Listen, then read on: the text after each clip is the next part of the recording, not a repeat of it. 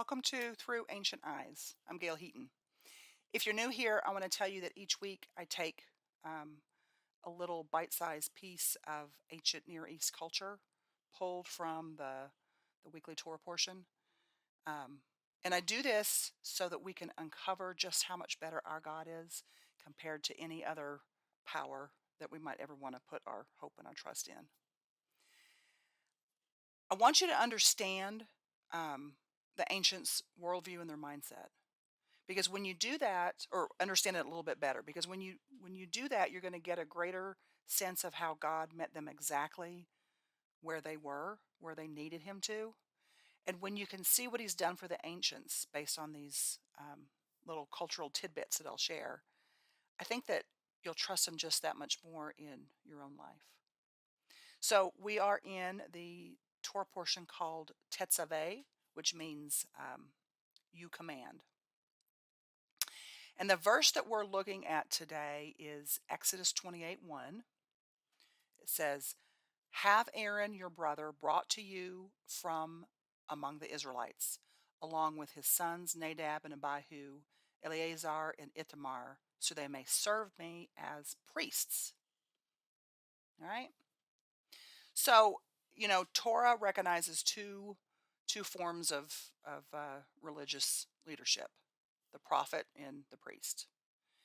And in this Torah portion, we're getting the commissioning of Aaron and his sons as priests, right? Priests of God. Now, there's this mystical commentary that Paneha Raza, I think is the name of it, and the sages teach that Moses was supposed to be both a prophet and a priest, but he lost the priesthood when he negotiated with God to send someone else to meet Pharaoh. And of course, we know that someone else was Aaron, um, who was the older brother to Moses, right? So the sages teach that Moses, his refusal, was the reason that this Torah portion, Tetzaveh, is the only one from the time of Moses' birth to the end of the book of Numbers where Moses is like missing from the story.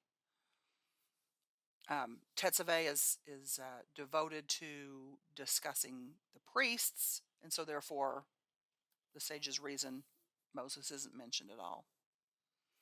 Now, there's some differences between prophets and priests, and I'm going to kind of talk about that for a little bit. Um, and I learned this from Rabbi Jonathan Sachs of blessed memory. So the role of the priest was inherited, so it passed from father to son, but not so the role of the prophet. And we see this with Moses' son. His sons didn't succeed him, right? Joshua did. So the role of the priest, that was kind of related to his office. It wasn't an extension of the charisma or the personality of the one who was holding that office. But the prophet, on the other hand, they would impart their personalities into their message, right? And each of them had a unique style that was based on their own personalities. Um, Priests primarily worked in silence, and their days were filled with predictability and sameness and precision, and their days were characterized by structure, right? The prophet would serve God through both the written word and the spoken word. And his days changed a great deal depending on where he went and to whom he was speaking, right? So his days, the prophet, his days were more characterized by, you could say, spontaneity. Okay, so very different personality styles would fit these two roles, right? Um, the priests would wear a special uniform that gave honor, the Hebrew word kavod, through these special protocols of respect. The prophet was honored by being listened to, not by protocols of respect or not by what he wore. The priests served in the tabernacle and then later the temple, and that kind of removed them from the day to day living with people. They had very strict protocols, um, like who they could marry and not marry, right? So that and their protocols were strict so that they would not become defiled and unfit for service in the sacred space. We talked about sacred space, and the importance of keeping the space clean last week. So these additional responsibilities of the priest, they served this really high purpose. They gave the priests a higher level of sanctity that was required for service in the sacred space. And the prophet would they lived among the people. They would usually have a regular occupation like a shepherd or a farmer, and they were just an ordinary man before they got that calling, or woman in case of prophetesses. Another difference between the priests and the prophets in Torah is that there were prophetesses of God, but not priestesses, not female priests. Dennis Prager has this book. It's the relational, no, not the relational, the rational Bible series. In his Exodus edition, um, he says that the primary reason that the priesthood was exclusively a male-dominated institution was to desexualize religion, um, comparing it to the way that others would approach their gods and goddesses. So having both a priest and a priestess wouldn't have made it possible to desexualize religion, because these other religions often had sexual components to them. So, like I said, the other ancient Near Eastern religions, they would have both male and female, and so um, Ash, what is her name? Ashtoreth worship. Um, she was one of the chief Canaanite goddesses that you hear mentioned a lot in Scripture when it's saying, negative things about these uh, these false gods. So priestesses to her were employed as temple prostitutes, and they represented the this fertility goddess. So they would perform sexual rituals to ensure fruitful harvest. And of course, this was abhorred by the God of Abraham, Isaac, Jacob, and it's condemned repeatedly and by his prophets. Amos 2:7, Hosea 4:17, Jeremiah 2:20. So, as I mentioned last week, um, the people of the ancient Near East in Mesopotamia, mainly the Sumerians, the Babylonians, the Assyrians, they had many important features that were in common that affected their culture and their religion. But they also differed on in some different aspects. So I thought what we would do in the time that we have remaining is kind of look at the role of priests in the ancient Near East. Okay, so let's take a look at ancient Near East priests and temple rituals. Right? Um, we're going to compare and contrast the gods to our God.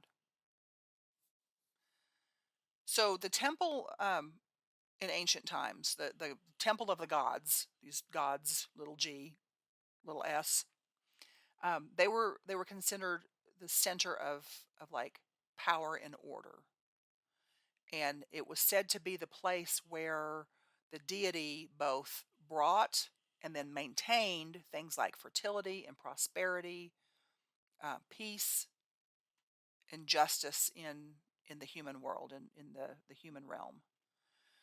And so this involved a lot of activity by human activity by priests, both male priests and female priests. They were tasked with taking care of the gods, celebrating, like be in charge of celebrating the festivals that were held in honor of these gods, and prescribing, performing whatever the prescribed rituals were that would please the gods. So the priests, what they did was they were tasked with ensuring that the needs of the city's patron gods and goddesses, that they were satisfied, because only then, in return, would the gods then be willing, they had to be bribed, be willing to guarantee the well-being and the prosperity of that city. So the gods were said to have to be cared for so that they could spend their energies, like if they cared for themselves, they would become too tired. And then if they were too tired, they didn't have enough energy to maintain order against this ever threatening and encroaching chaos. And priests were kind of, they were part of state institutions, and they were part of the royal economy. Um, the priests in these pagan temples, they would use their knowledge to ensure or deny access to sacred space. Now, remember last week we talked a little bit about sacred space. And these human priests, that they would make sure that the worshipers' rituals, that they were done correctly.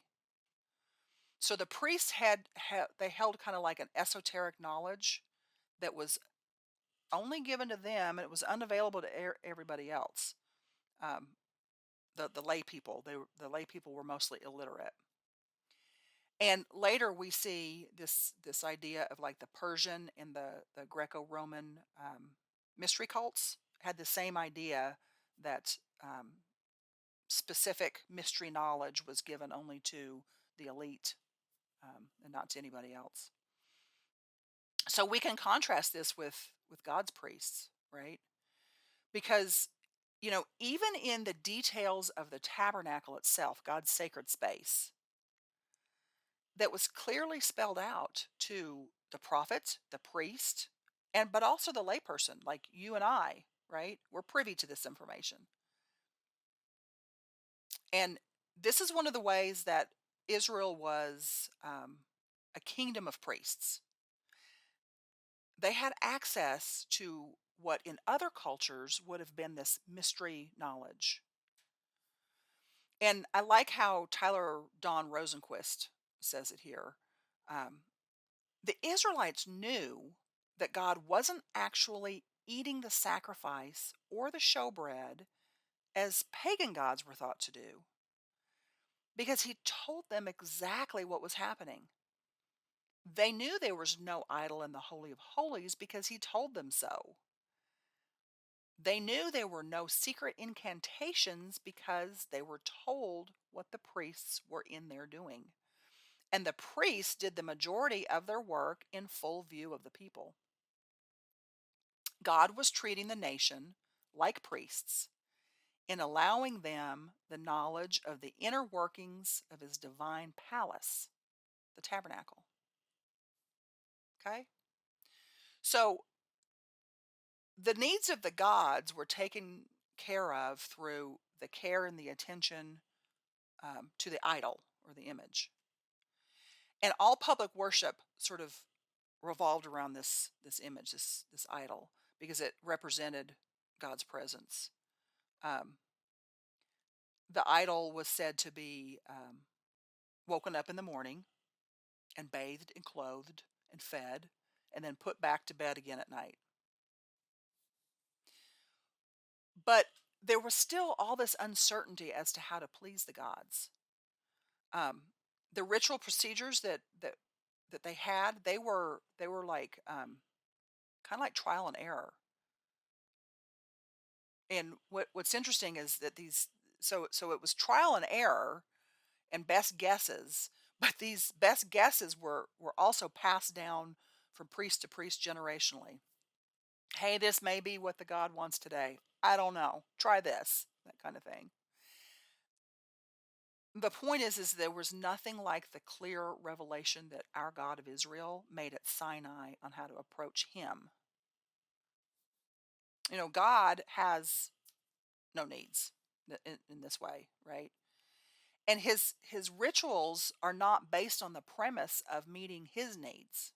Very interesting when you think about this contrast, that you might not catch how important that is, and if you didn't know how gods were treated in the ancient world. Our God stands alone this way. His requirements are more centered on our needs, right, rather than his needs.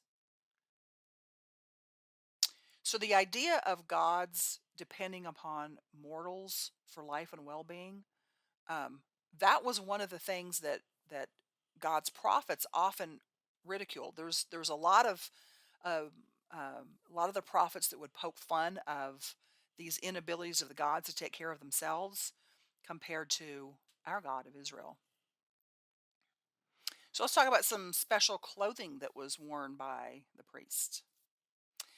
You know, in this Torah portion, instead of like a discussion on the role and the duties of the priests, um, like I don't know, but that's what I kind of would expect would be happening in this Torah portion. It starts with a description of their clothing, right? We're told that they were for glory and beauty. That's in Exodus 28:3. And the word glory, that's kavod. It means weighty, heavy, honor, what is important, powerful, strong. Kavod produces this attitude of the deepest respect and honor, and their clothing commanded respect.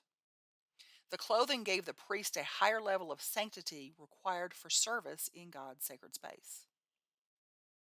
There were bells on the high priest hymn, God's high priest, and that might have served to announce his presence before God, because in the ancient Near East, a person appeared before the king in his best clothing and was announced before entering.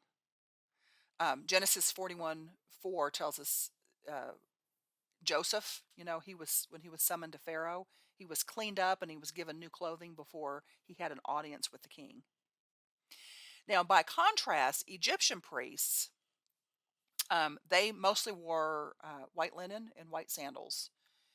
And the priests from the old Babylonian period, as depicted on some ancient seals that archaeologists have found, they wore short, sort of wrap over garments that had this ornamental border. And it was sort of like draped over one shoulder. And male priests were beardless and they had their heads shaven except for what might have been like a lock of hair left unshaven kind of at the forehead. Now, Levitical priest clothing that were worn in the tabernacle and later the temple, that was quite different from their regular clothing.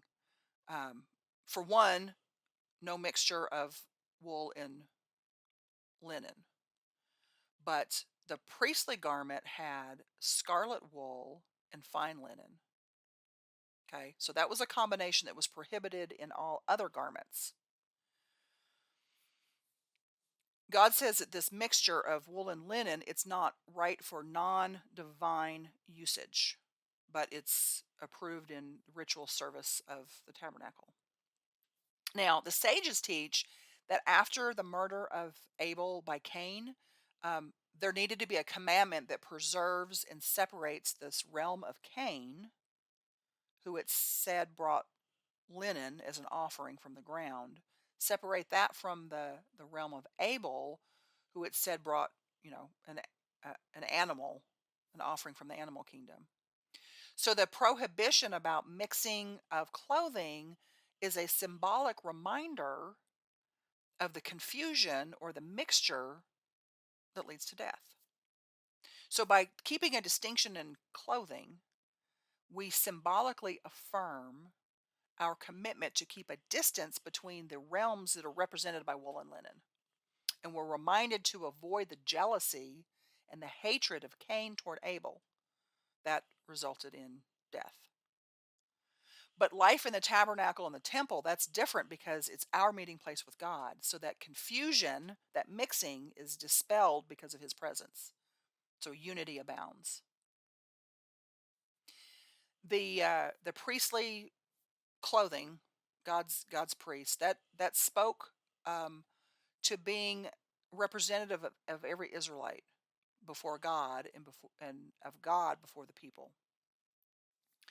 The priest's clothing was kind of like inside out from the tabernacle. So the most elaborate garments of the priests of the outerwear that corresponded to the materials of the innermost sanctuary. And underneath, the priest wore a plain white linen, right? And that represented the outer curtains of the courtyard. And then the priest bears the names of Israel, sympathizing with their longing to be near God. So even in the clothing of the priesthood, God's priesthood, it speaks to God wanting to dwell with us. So I think it's so cool. So Exodus 28 9 through 12 says that Aaron carried the names of the 12 sons of Israel on his shoulders and over his heart when he entered the sanctuary. So the two shoulder pieces of the ephod, um, that it had engravings of the sons' names in birth order, six names per stone, and it says that Aaron was to carry these as a reminder, reminder stones for the sons of Israel, carry them upon his shoulders as a reminder before the Lord.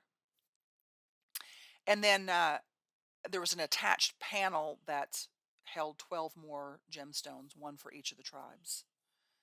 And all of these are reminders that all 12 tribes and each individual that they represent matter. None are trivialized, none are marginalized, none are forgotten. Each has a place in the family. No one is left behind, and they all belong. Isn't that beautiful? Isn't that a message that each one of us, needs to have sink deep into our soul? So Aaron's role was it has relevance to us, as I think it does, as a kingdom of royal priests. Although we're not Levitical priests, we too can look out for the trivialized, the marginalized, the forgotten, and we can bear them up to the throne of the Father, right? And sometimes we can help do this tangibly, and sometimes through prayer, or both. So I encourage you to look for opportunities to uplift others.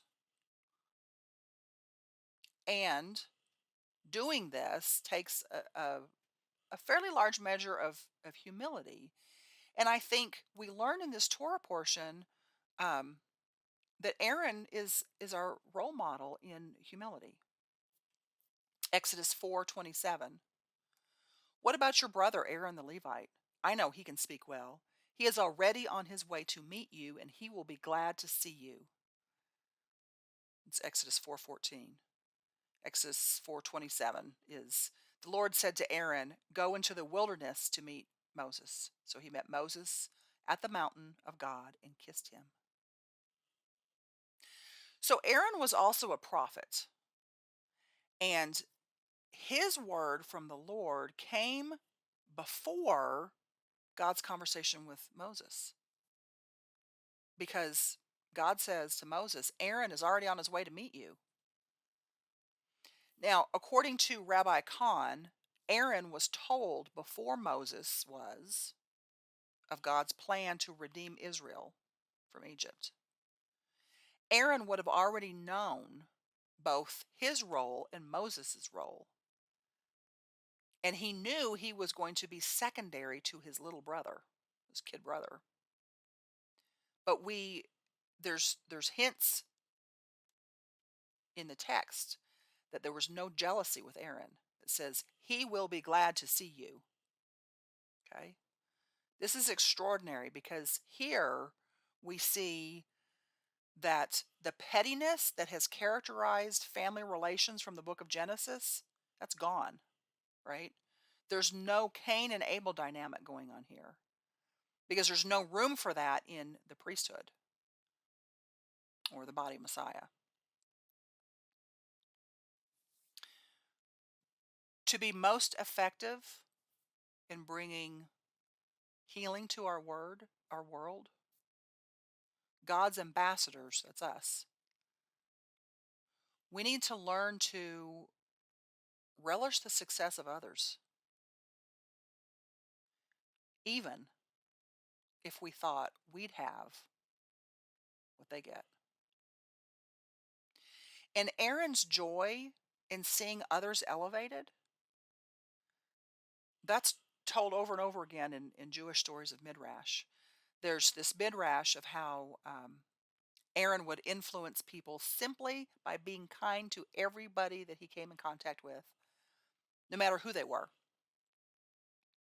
And so the people then, they were inspired by the honor and the care that he showed them, and they would resolve to do the same for others, which would then elevate them to become better people. Now, I know it's not just me that needs to seek God daily, sometimes moment by moment, to help put petty jealousies aside so that we can minister to one another in love, right? Especially to those who are outside our usual comfort zones, the ones on the opposite end of the political spectrum than we are, right? The ones who sin differently than we do, the ones who aren't like us, or the ones who seem to have it all and we don't. Having joy at the success of others is what connects not only people with God, but people with people. And Aaron helped others to realize their spiritual potential and then to be reconciled to God. That was more important to him than who got the honor and the recognition. And I know I'm not the only one who struggles, wanting recognition more than reconciliation at times. But I think Aaron can be a role model for us. The Ethics of the Fathers, that's a compilation of ethical teachings. It's called Pirkei Avot. Describes Aaron saying, Aaron loved peace and pursued peace. He loved all of God's creations and brought them close to the Torah. May we all aspire to that level. I'll see you next week in the next Torah portion. Until then, be blessed.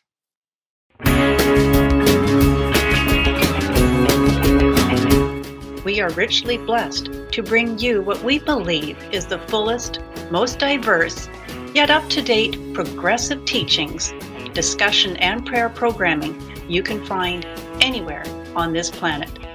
Be sure to take the tour of the MessianicLambRadio.com website. I'm Susan Hoogie, thanking you for joining us on the Messianic Lamb Video Network.